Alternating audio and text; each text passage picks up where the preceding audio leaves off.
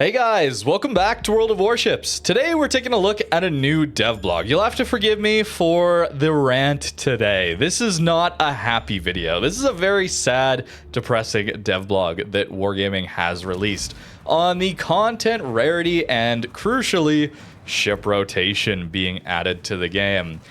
This is a really bad change for the game, and hopefully Wargaming listens and backtracks on this one. But as it stands, if this goes through alongside everything that's happened so far in 2025 with all the FOMO gotcha gambling events that are upwards of $1,000 to even guarantee you get the ship out of that gambling event, 2025 might be the worst year for World of Warships, at least so far. That is the way it's feeling to me. Not only have we had worse events, we've had fewer new content drops, especially for free-to-play players. And even the content that we do get, I think it's way over monetized with all this gambling. And unfortunately, a lot of it is copy-paste hulls and turrets arrangements that then are just slightly tweaked on the back end with some different ammo types, shell velocities, damage, pen values, anything like that. Really not very inspired updates, unfortunately. So we're getting a game in a worse state, in my opinion, and we'll have to pay more for it. Not only that, but old content. That's the real problem here. I'm going to go over all of this today, but the real issue that I have with this dev blog is all the way towards the end here. I will link this in the description down below if you want to take a look at it yourself. It's a rather long dev blog, but this is the problem. We have ship rotation coming to the game. And what that means is old content will be removed from sale from the game. And the reason given for that is to streamline the increasingly crowded Armory and Premium shop. I don't necessarily think the Armory is particularly overcrowded. There's a lot of ships here, sure, but we have all sorts of tools that allow us to sort, not only here by the resource type, but we get different things here for cost, and if we go even closer here, we can sort by battleship, and by tier, and by resource type. This is very usable, and I don't really see this as a good justification here, streamlining that increasingly crowded Armory and Premium shop as a good reason to introduce more FOMO mechanics here. Very disappointed in this. I'm also not sure if this is just for doubloon ships for sale or if this is going to apply to coal ships and steel ships. Wasn't really able to get that out of this update here. So the real problem being ships are separated into 4 groups, and within those groups they will be available for up to 6 updates at a time here. And with that we can see the rotation system in effect here. So, old ships, including Sharnor's Kid, Atlanta, some very fun ships, or even very old ships. Lo Yang, been in the game forever, man. Even ships like a Murmansk, man, that's a very old ship. These ships are going to be removed with update 14.6. And the justification is it's overcrowded in the Armory. I don't like this at all, guys. This is just going to be preying on FOMO mechanics just to try and get people to spend more. And I bet there's going to be some flashy banners to say, oh, look what's come back. Hello, look at this deal. Look at this discount. Here's an Admiral bundle that's not actually a discount for you. I don't know if that's actually going to happen, by the way, but I'm very worried about this. I'm very worried about this rotation system. I think the rest of this dev blog is a bit of fluff to hide this. To me, this is going to be the big problem. On a slightly more positive note, we're going to have a little more clarity on when event ships will be coming back for sale. So hopefully that results in ships not being gone for years at a time or just permanently not available after a very limited time.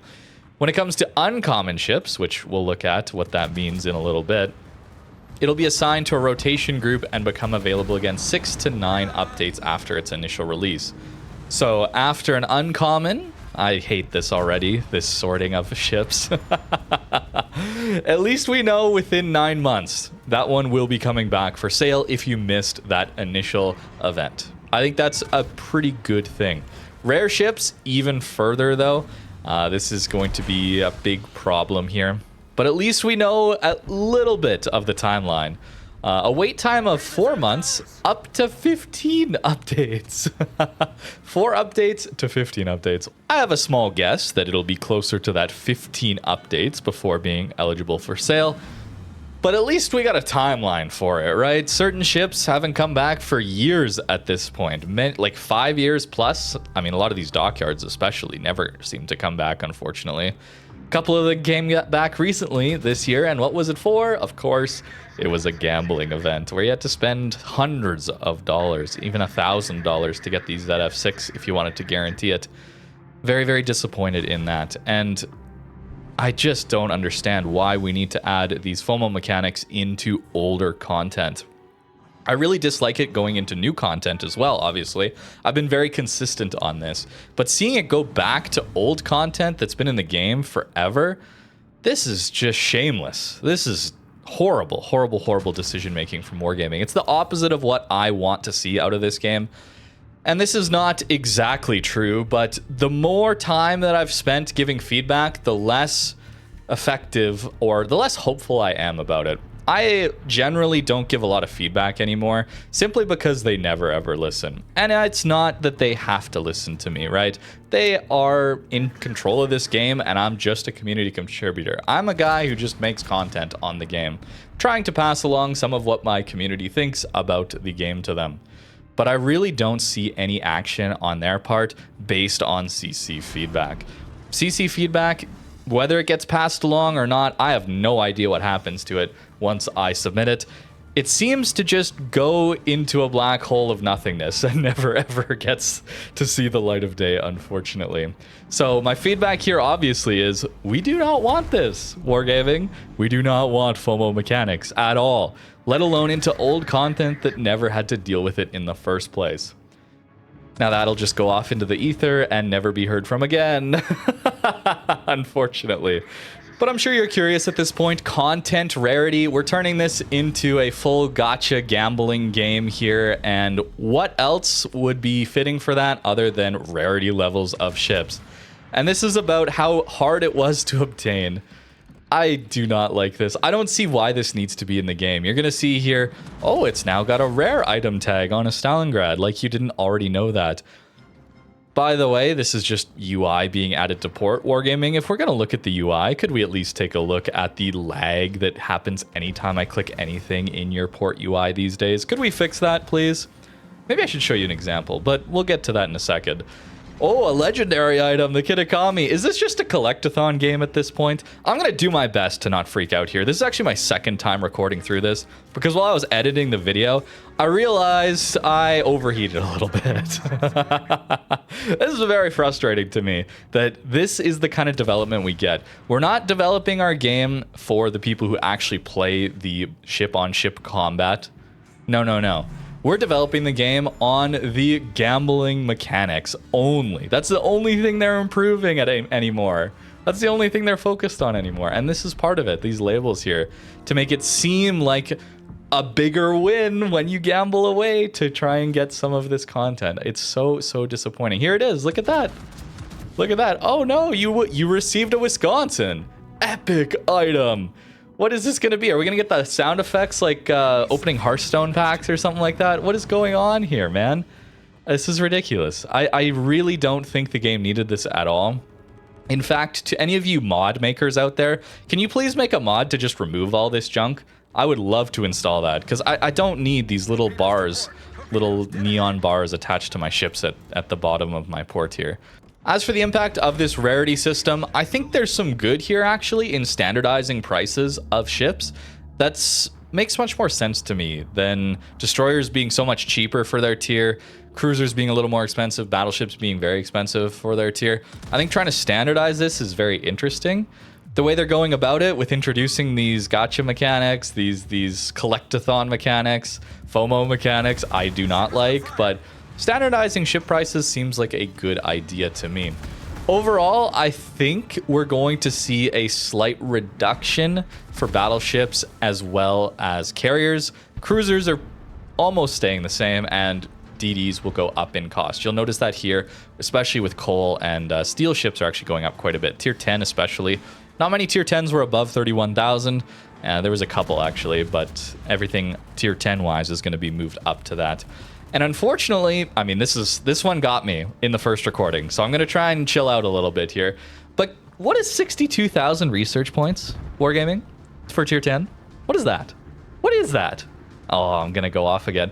Bro, this is just so shameless. This is ridiculous. You get exactly 10,000 research points for a full reset of a tier 10. All right? That's 6 resets to get you 60,000. Oh, not quite enough for a tier 10 anymore. Or if you use the doubling every 3 months, then you get 20,000. And, well, you do 3 of those, you still don't have enough for a tier 10. I mean, that's just a little underhanded, don't we think? Don't you think? Couldn't this have been just an even 60? Couldn't this have been an even 40? Come on, brother, come on. At least with steel, you get it in different intervals, but this is just... I don't know. I don't know what to say, man. My feedback is just reduce it by 2,000, reduce it by 3,000 Wargaming, and it'd be totally fine. In fact, it'd be maybe a good thing. In fact, maybe it'd be a good thing. I don't know. It just is a little bit sad. You're going to notice overall that the tier 10s went up in price. Again, I will link this down below so you can look at this whole thing. Tier 10s generally went up in price. Tier 9s went down in price as well here. Tier 8s went down in price for coal. This is coal ships specifically. And it seems like as you go from tier 9 and below, generally, it's going to be a slight reduction, as well as the tier 10s going up. It never really made much sense that the tier 10s were so close to the tier 9 price for coal. My only thought as to why that would be the case is that tier 9s were the credit earners and tier 10s were the gameplay powerhouses, because they're obviously going to be more powerful being a tier higher. So if you wanted a more powerful ship with pretty much the same matchmaker these days, you'd go for the tier 10. If you wanted to farm more credits, you'd go with the tier 9. That kind of was why I thought it was like that, but seeing this split here makes it a little easier to pick up some of these tier 9s, I think. Some strong tier 9s, and they do make a lot more credits than these tier 10s. Again, this full gold icon with the gold wreath signifies a full premium. That makes many more credits, where this silver or white icon with the gold wreath is a special ship. Does not have the credit multiplier. Still can move your commanders around and everything. Reduced cost to service your ship at the end of battle still, but it doesn't have the credit multiplier that a full premium does. The new doubloon price overall really does standardize everything for its tier, and generally that's going to be a reduction for battleships, similar for cruisers, and the destroyers generally are going to go up, especially at tier 8. Some of these, like Cossack, going way up, Kid going way up here. So it's not really recommended to spend this much on a tier 8 in my opinion, especially for some of them, like a Cossack, where it does have a Black Friday version. So if you can wait to November, generally you're going to get a 30% discount. Wait, is this going to affect Black Friday? No, Wargaming, please. See, this is what happens when I rant away at things. I realize things as I'm recording, and then I get more and more mad. No, dude, it's going to be more expensive, isn't it? Even if they stick with the 30% discount, it's going to be 30% off this now. Oh, that's so disappointing. But moving forward, there's a few more things here. This container barge improvements, again, I would much prefer general bug fixes and game engine fixing than small improvements like this. But there is some things here. Opening animation toggle, finally, you can disable that without use of a mod. Nice quality of life coming into the game. This is a good thing to have here. There's going to be more here to help your gacha gaming, your gambling experience be a little bit better, which I don't think the game needs. But hey, at least you don't have to watch that carousel go at Christmas like what happened last year. That was so annoying. So that is a nice improvement, but this to me feels like we're putting all our development time and effort and resources into the gambling mechanics and the gambling experience for World of Warships, while leaving the game in a patchwork mess. The game engine is struggling. It's on its last legs. The aim system has no idea how to deal with people slowing down and turning away. It also has no clue what to do with islands. The port is constantly... I'll show you a clip of this, okay? I'm not coping. The port is constantly lagging. And I'm actually still dealing with this bug too, by the way. Maybe this one's just specific to me and my setup or whatever, but yeah, the wide boy has not gone away. I have to deal with this every single time I launch the game. Now, I know this might be a little hard to see, but this is a frame time graph here. And if it's perfectly flat, that means every new frame is coming in at the exact same pace. This is what we want to see out of a video game. This is very good. The problem is, as soon as I click on anything, you're going to notice a spike. And a spike. And a spike. And a spike. Yes, this is the problem. I'm not coping. All right. The UI always lags. Anytime I click things in port, I get a lag spike. Very annoying. It's a small thing. I don't talk about this often because it's been in the game for years, and obviously if Wargaming was capable of fixing it, they probably would have at this point. Or perhaps that's too harsh. Okay, I'm overheating again a little bit. That's probably too mean. It's just very frustrating, okay, to deal with a developer that is removing old content from for sale from the game, adding it back as a FOMO mechanic. A developer who is adding to the port UI purely to add a rarity to the collectathon so that when you open up something from a loot box when you're gambling, it feels like a little bit more dopamine. I'm sorry, but if that's what we're spending development time on and this is the state of the UI, I'm gonna get a little frustrated, okay? And to be honest with you, this is relatively minor compared to the actual gameplay issues with the aiming system, with island bugs. When you're in battle, it's much more important for the game to actually function. But this game engine is so ancient, and I mean, this might be a little bit harsh, but it might be true also. I wonder if Wargaming is even capable of working on this game engine anymore. I don't know what the turnover is like. I don't know anything, okay? This is just pure speculation, and maybe this goes too far, okay? And I apologize if it does.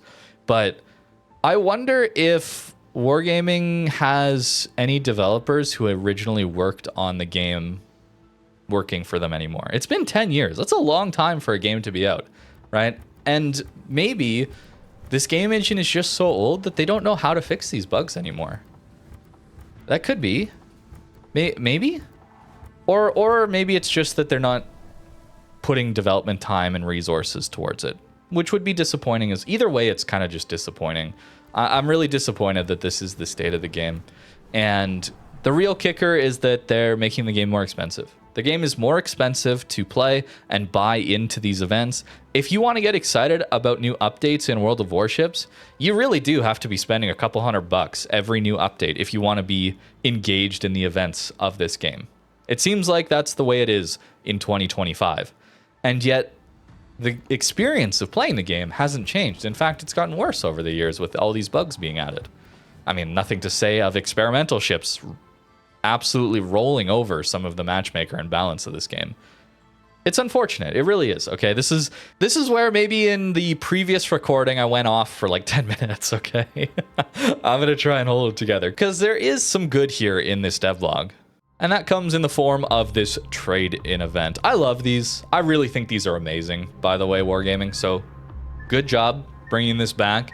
Really, really nice to have these available. The selection's not amazing. All right, I will say that. The selection's not too amazing. But still, having the option to trade in an old premium that you never play, one that you got but you don't enjoy anymore, anything like that. I think that's really, really cool. And that is a player-friendly, that is a consumer-friendly decision and event that they don't need to have, but they do have it, all right? Don't take that Wargaming as, oh, I don't need to run this anymore, therefore we won't. This is positive feedback, okay? This is something you're doing well. I want to see more of this kind of thing. I don't think Wargaming should make no money. I don't think they should charge nothing for their product, okay? I really need to say this, okay, because I've been complaining about the monetization forever. I have to say this in every video. I think Wargaming should be able to charge a fair price for the content that they make. I just think that the content hasn't changed much, the game hasn't changed much, and the price has gone up a lot. And in fact, a lot of that new content is kind of copy-paste if we're looking at it. Some of those hulls are old hulls with slightly different turrets, with slightly different stats tweaked, maybe different consumables slightly tweaked. And it's a new ship. I don't know, man. It seems like we're spending a lot more for a lot less these days, relative to 5 years ago, say, or even a little further back than that. So perhaps I'm overreacting on this, but it really is disappointing to have some UI improvements, I'm using air quotes here, improvements added to the port and the game, and for just bugs that have existed for years at this point be unaddressed. And what new bugs will this bring, right? It's a bit of a curiosity of mine. Whenever they add stuff like this, what kind of bugs are they going to bring with it? As that seems to be a bit of a trend. On its own, it's kind of a fine addition. I don't really care, honestly, if this is in the game or not. It doesn't really affect me. But to see this be put forward as the new development when we're seeing other areas of the game sort of fall to ruin while this is being worked on, it's really sad. It really is disappointing. It's a bit like the roads are falling apart, but we're building a new stadium in the city or something like that. You know? It's like, okay, sure, having a new stadium would be great, but at the same time, I want to go to work and not have my suspension torn up in 2 years and need replacement, you know? Maybe that's a horrible analogy, but it feels like we need to work on the bread and butter, the infrastructure, the meat and potatoes of the game, rather than some of this FOMO gambling mechanics and making it a little more flashy. But let me know what you think in the comments down below. That's this new dev blog. Thank you for listening to my rant about it. And we'll see if anything comes of it. I'm a little disappointed, a little disheartened these days by the lack of response to feedback. Wargaming, of course, does not owe me anything when it comes to listening or implementing my feedback. But if nothing ever happens with my feedback, then why am I giving it at a certain point, right? Anyways, let me know what you think in the comments down below. Thank you very much for watching, and have a great rest of your day.